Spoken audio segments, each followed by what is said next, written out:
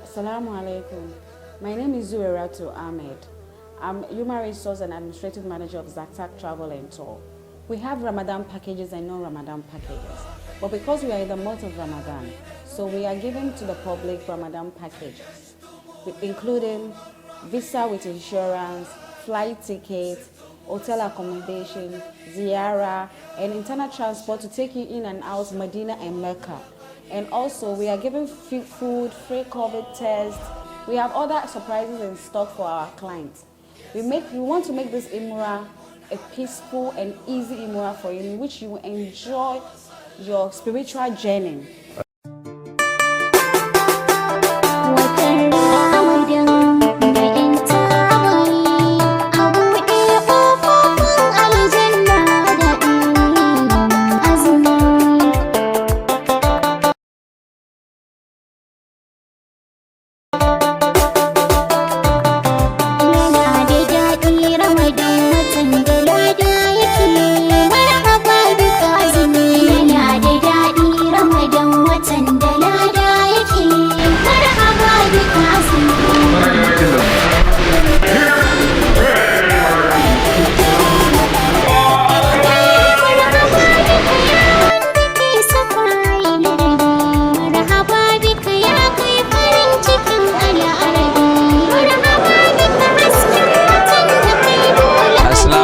Rahmatullahi ta'ala barkatu. Yan uwa masu kallon barkanmu da warhaka.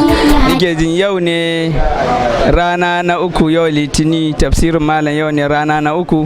Haka ne kuma malam ya yi mana bayani inda yake cewa a cikin suran ya nuna cewa mutane kashi uku ne.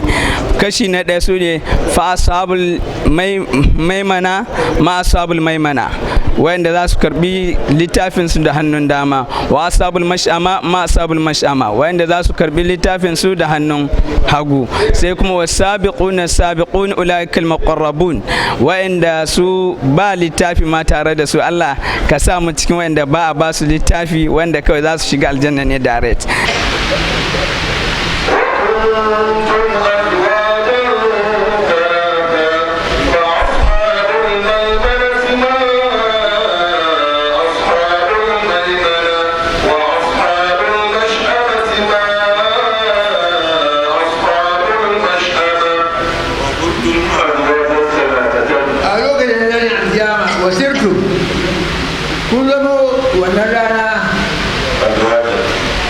Dangogi uku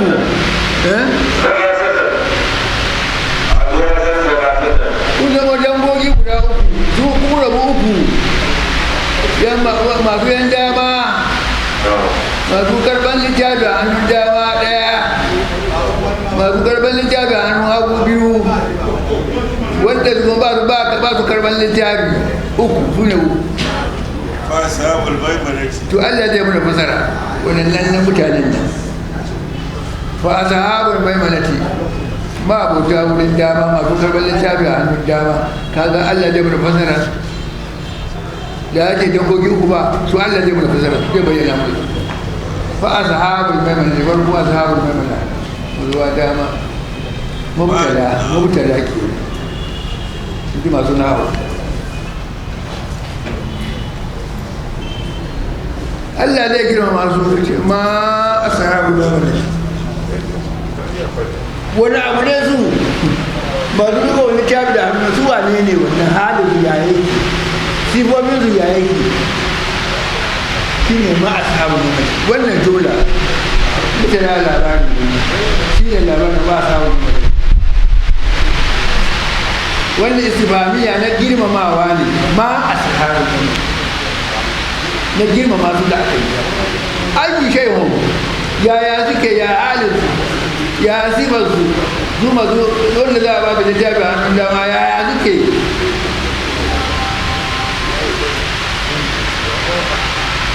Ina Allah jama'a ashabu aiki shaihu suwa ne yaya halin su.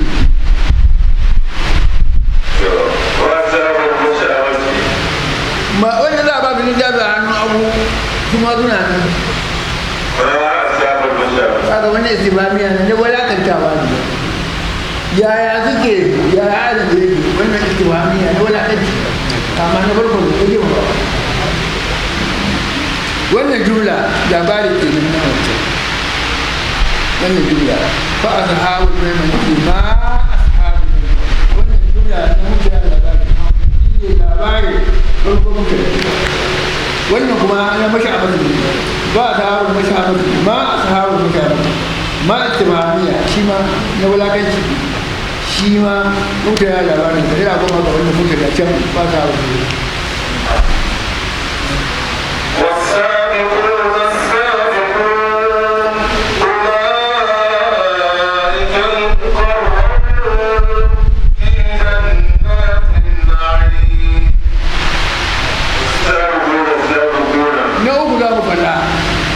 wasabiquna wanda suka riga zuwa ga imani zuwa ga aikin kirki wasabiquna ke kuma asabiquna ke karara mun mai jagoba asabiquna mubtada ne ke na labarin da kike ce ulaika wannan asabiqun nabiyyin nan takidi ne an karba asabiquna wanda suka riga ya zuwa imani zuwa gabin Allah asabiquna su ne asabiquna mubtada labari ke amma an kawai da shi asabiquna mubtada asabiquna bi takidi to ulaika shine labari ulaika shine labari an fahimta su ba ba littafi asabiquna su riga sun tsere zuwa ga imani ga Allah da bin Allah sun tsere ma walinsu ka gani ko ka ji asabiquna mubtada asabiquna labari asabiquna mubtada asabiquna na'at ulaika shine labari ka ji asabiquna kamar ka je shiri waka na mutane da labari ka gani asabiquna mutane da labari asabiquna farko mubtada asabiquna sifa ko takidi na wancan sabiquna to na labari ce ulaika can za mu ni na wannan